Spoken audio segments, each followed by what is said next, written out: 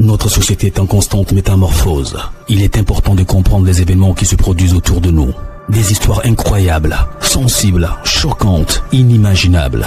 Racontons les comportements des uns et des autres pour éveiller et exhorter à la vigilance. Le rendez-vous, c'est sur la chaîne de Rossi BGO. Continuez par nous envoyer vos histoires afin que nous puissions éclairer notre société sur les faits, des incidents et des événements à couper le souffle. Ne manquez surtout pas de nous donner vos avis sur les histoires que nous vous racontons, de liker, de commenter et surtout de vous abonner à notre chaîne Rossi BGO. Regardez, écoutez avec attention et tirez une bonne leçon. Bon visionnage. Bref, la famille, nous tous, on a écouté le présentateur, ce qu'il a dit. Il dit abonnez-vous, likez, laissez les commentaires, sans oublier de partager mes vidéos pour que ça puisse vraiment édifier tout le monde. Voici encore une autre histoire qui m'a été confiée par une dame. Cette histoire-là s'est passée dans leur propre village. Vous savez très bien, chaque village, il y a les totems. Ah oui, chaque village, il y a les totems. Faut pas que quelqu'un va dire non que dans mon village, il n'y a pas de totems, c'est fou. Chaque village, il y a des totems. Et ces totems, on ne joue pas avec ça. On peut dire ça, c'est totem. Si c'est vrai ou c'est faux, faut n'essaye même pas de tenter, même de dire, je vais faire ça là pour voir. Parce que si tu ne fais pas attention, c'est là la sorcellerie va se passer. Puis toi-même, là, ils vont t'allumer en même temps. Boua! Et puis tu es couché par terre. Ah oui. La sœur explique l'histoire de son frère. Son frère allait à l'école. Vous, mais vous savez très bien qu'en Afrique, voyez un sérieux problème. Tu peux avoir tous tes diplômes. Mais, on ne sait pas si c'est la famille ou si c'est les parents ou si c'est qui tu es derrière tout ça là. Où tu t'as déposé tes CV pour que tu puisses travailler. Rien. On ne t'appelle même pas même. On prend même tes CV même pour aller donner ça aux vendeuses de galettes. Les beignets là, elle met ça dedans pour donner ça à leurs clients. Et c'était comme ça. Elle dit son frère a tourné partout pour qu'il puisse avoir travail zéro. Et il décide pour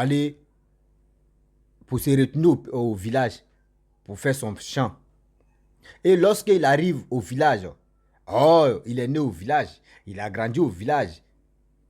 Mais c'est l'école qui a fait qu'il allait en ville.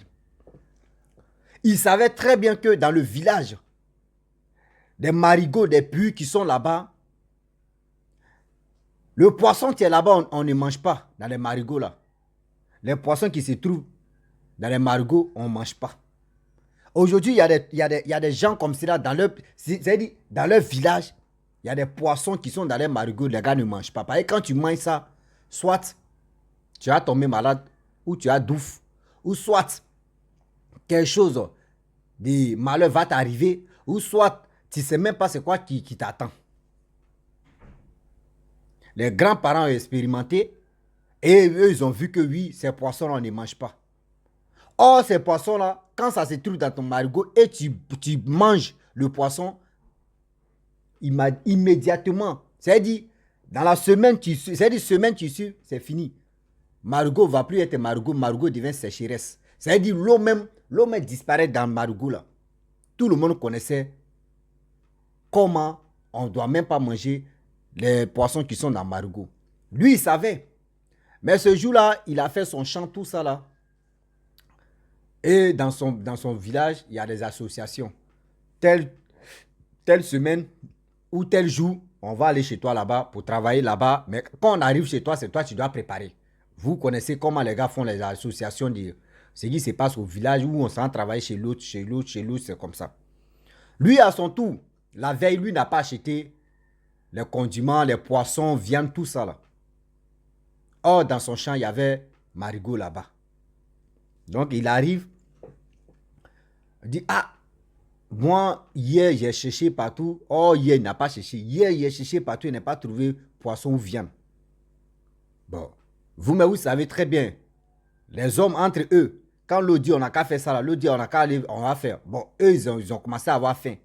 Et il dit, mais voyez, marigot, t'es là, il y a des poissons qui sont gros, on a attraper des trucs de totems là. C'est entre nous-mêmes, on finit de manger là-haut.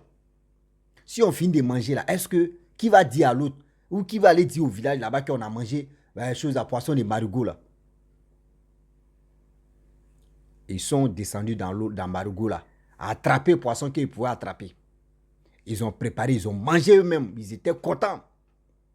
Et ils sont partis au village. Un jour passe, 2 jours passent. Au fur et à mesure les jours passent, c'est là l'eau. C'est-à-dire, limite de l'eau de marigot là, ça descend seulement, ça diminue. Jusqu'à sécheresse est sortie dans marigot là. Sécheresse est sortie dans marigot là. Ah, le gars, comment il va faire? Oh, c'est l'eau là, il prenait pour arroser au moins son champ parce que tellement qu'il fait chaud là-bas. Dans les régions là-bas, il fait tellement chaud. Donc, si tu as ton marigot dans ton champ là-bas, c'est ce marigot là, c'est ce lot de marigot là, tu vas prendre pour arroser au moins tes plantes, tout ça là, pour que tu puisses avoir au moins ce bénéfice. Lui, il a eu sécheresse comme ça. Son voisin aussi, lui, la marigot. Il partait puiser l'eau là-bas. Son voisin dit, mon frère, si vraiment toi, tu as mangé poissons qui sont dans ton marigot là-bas, et là-bas, il est devenu désertique, pardon, il faut laisser pour moi là. Il faut laisser mon eau. Il faut laisser marigot là, pardon. Parce que si tu ne me laisses pas, franchement, nous deux, on va se battre là. Et puis, je déteste ça. Je vais dire ça au chef du village. Et puis, on ne sait pas ce qui va se passer. Il dit, ok, il n'y a pas de problème. Le jeune dit, il n'y a pas de problème, excuse-moi. Le jeune, lui, se lève à 4 heures parce que c'est tellement loin, il n'a pas de vélo. Il se lève à 4 heures. 4h30, il commence à marcher. C'est-à-dire, il quitte la maison. Il marche pour aller au champ. Il arrive là-bas à partir de 6h00 au champ là-bas. À partir de 6h, souvent, 5h50 comme ça, il arrive au champ. Il s'en chez son voisin. Il s'en puise l'eau pour remplir ses barriques. Il s'en puise l'eau pour arroser son champ. Quand le voisin vient, il regarde, il sait qu'il y a quelqu'un qui a puisé l'eau, mais il n'a pas vu la personne. Il ne peut pas se plaindre pour dire, c'est toi qui as puisé mon eau. Donc, à chaque fois, c'était comme ça, le gars. Le jeune homme, chaque 2 jours, chaque 3 jours, il partait très tôt. Il partait puiser l'eau dans le marigot de son voisin. Il partait arroser chez lui. Il ne peut pas dire que lui-même, il a pris poisson. Il a mangé le poisson avec ses amis. Jusqu'à chaque fois. Vous savez très bien, dans le village, il y avait un truc qui s'est passé là-bas. On dit, il y a un génie qui est là-bas. Or, ce génie-là, quand il veut passer, quand il veut traverser la route, ou soit quand il veut traverser le village, il y a toujours tourbillon. Donc, ces tourbillons-là, c'est pas tourbillon-là, on sait que oui, voyez, génie qui est en train de passer. Donc, tout le monde savait, ceux qui connaissent, ceux qui voient clair, c'est eux qui ont dit aux villageois que quand il y a un tourbillon comme cela, ce tourbillon-là, c'est le génie qui est en train de passer. Donc, tout le monde, même les enfants, connaissaient tout ce système-là. Le jeune homme, à chaque fois, lui, il partait, au fur et à mesure, il partait voler l'eau de son voisin pour arroser chez lui. Un jour, il partait vers les 4 heures, 5 heures par là. Il voit un monsieur.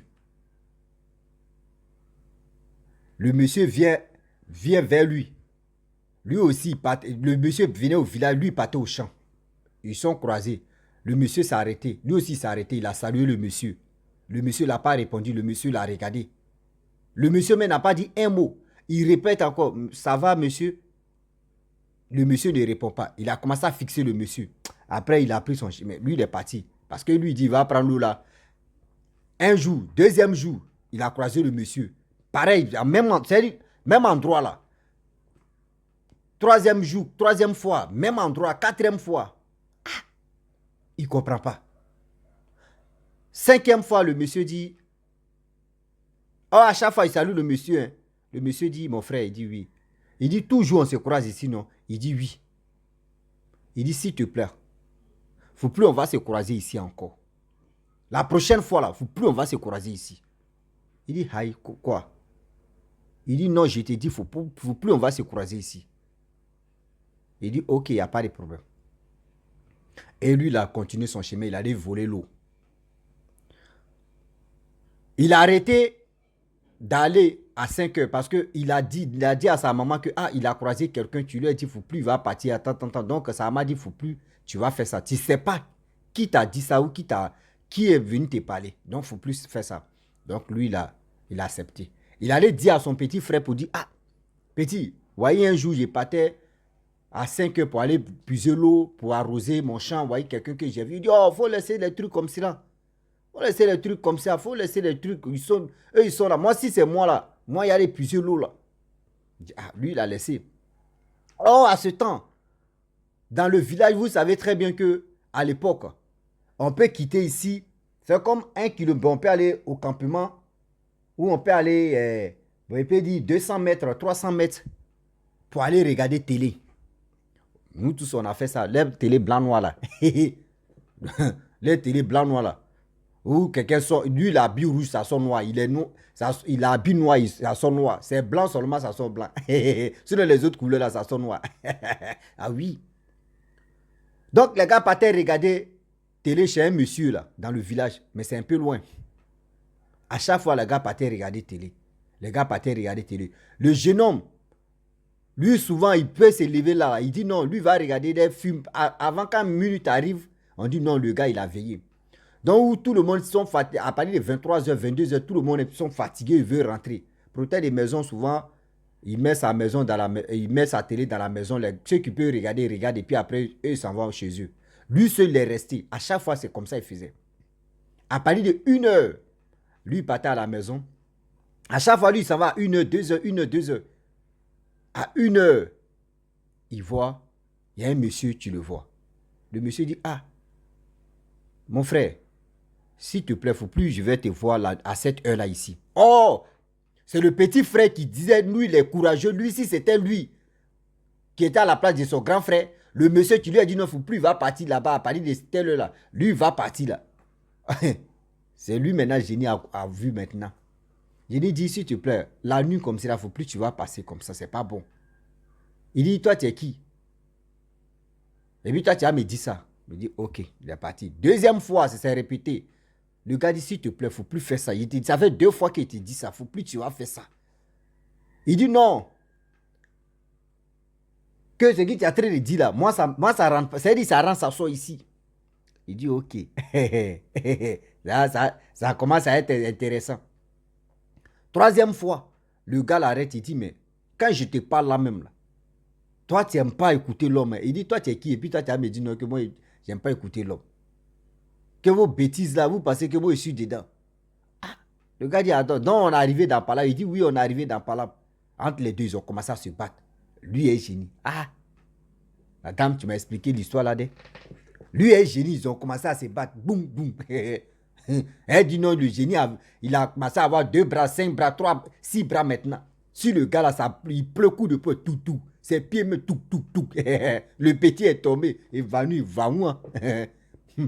Matin, on vient, le petit est couché. On le prend, on l'amène à l'hôpital, on fait réanimation. Le petit, il s'élève, il tombe dans le coma encore. Il s'élève, il tombe dans le coma encore. À un moment, ils ont prié. Ils ont prié. À un moment, les gens ont dit, ah, qu'est-ce qui se passe? Ils sont allés consulter. À ce temps, lorsqu'on s'en consulté, on voit que oui, la dame a dit, ah, le jeune homme là, il a vu, il s'est battu avec Génie. Le Génie lui a parlé, il n'a pas écouté le Génie. Il a lancé un défi à Génie et ils sont battus. Et aujourd'hui, le Génie est fâché. Donc s'il ne demande pas pardon, ah, lui il va partir comme ça. Hein. Là maintenant, là même, là, il n'y a pas fait d'Iva. Il va s'élever dans le coma encore. Non. Là, s'il tombe dans le coma, c'est parti. Donc il n'a qu'à demander pardon. Et le jeune homme, il a commencé à demander pardon à Génie. Pour dire, je ne peux plus faire ça. Franchement, mon orgueil, franchement, je ne savais pas que c'était Génie. J'ai pensé que c'était un être humain. Oui, c'est comme ça, c'est comme ça. Donc, je m'excuse beaucoup. Il s'est excusé. Et du coup, 2 jours après, la maladie a disparu. Le gars a retrouvé sa santé. Mais pas trop qu'il a trouvé sa santé. Souvent,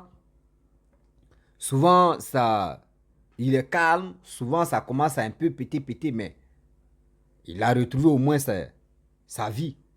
Et c'est lui qui a expliqué l'histoire, comment il a croisé ce Génie, et comment ceci, comment cela. C'est pour vous dire, quand vous êtes à quelque part, et quelqu'un vient te dire, j'ai vu tel truc, j'ai fait ceci, voyez ceci, voyez cela. Faut pas que tu vas te jouer au gros bras pour dire non que moi je m'en fous. Si j'étais à ta place, moi j'allais pas écouter telle personne, ou j'allais pas faire ceci. Moi j'allais faire ce que tu m'arranges. Non.